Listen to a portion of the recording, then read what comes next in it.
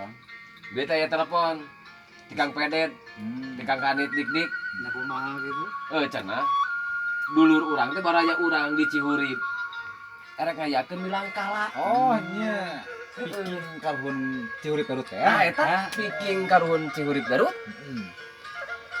Ku dikeresakeun teh. Nya. Ieu teh bulan Rayagung. Loba nu kawin.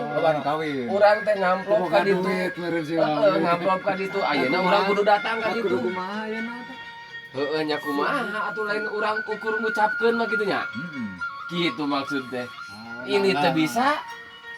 Mending umeureun urang teh mending daripada urang ini teh bisa gitu nya. Ngucapkeun meureun ka itu teh. Kabaraya urang. Laras Pak. Laras pisan kieu wah nya. Mun Urang teh lain teh hayang tah kitu. ngadongkapan ka ditu teh. Heeh. Ngajalaran ka ditu ya sarua. Tah eta teh ya. Tah mudah-mudahan mah atuh ku ngucapkeun ti katabihan oge nya. Tah gitu. Teu ngirangan rasa hormat urang ka ajeuna. Silaturahmi urang gitu.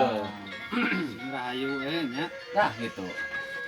Ayeuna mah urang sasarengan we Tah urang ngucapkeun keur ka itu nya. Ka baraya urang dulur urang nu di Cihurip.